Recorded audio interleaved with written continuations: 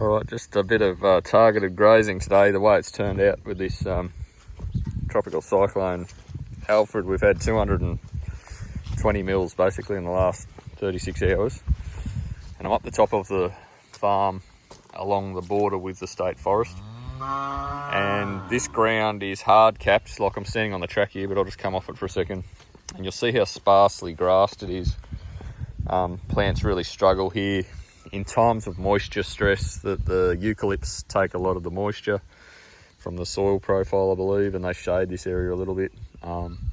Very, very like low successional species in here. There's like mosses and lichens and things like that that you don't find anywhere else on the farm. So great chance now, this is going to be as soft as it's going to be pretty well. And I can run these weaners in here and make a little bit of hoof impact. You know, they won't spend too much time walking around this top bit, but they will pick at it. And, you know, any sort of little hoof imprint is a chance for a seed to germinate. I'll just stand here and let them run past. And I'll try and pick up a few hoof prints as they've gone through, and you'll see what I mean about it creating an opportunity potentially for a seed germination site.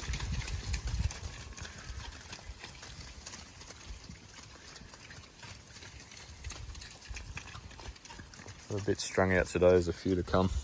You'll see that the cattle are looking very tucked up today, like they just don't look well in themselves. And you can't blame them. They've been standing in driving wind and rain for the last few days, so it's understandable. The grass often washes out, you know, too much moisture in the grass at this time as well when it's really wet like this. So combined with the back end of a bit of 3-day sickness that like that speckled park steer had, it's not a fun time for them. And I'm about to get wet. It started to drizzle again. I'll just show you here. This is where they've run through. So you can see like little pock marks where that bit of earth's been stirred up from the cattle hooves. And there's a bit of dung that something's dropped just as it's walked past.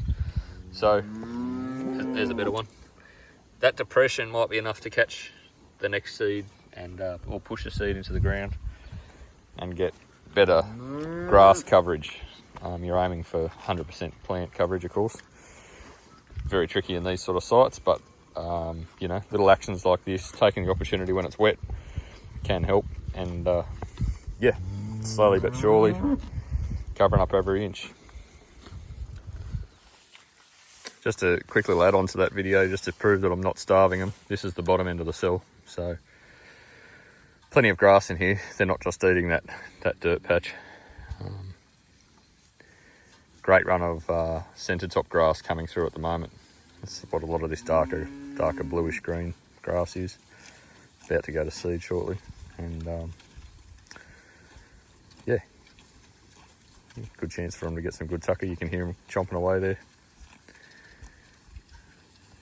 So even within a cell, you'll have different environments, and the ideal thing really would be to fence separately, of course, and have those different environments in the same cell so that you're impacting it the same way.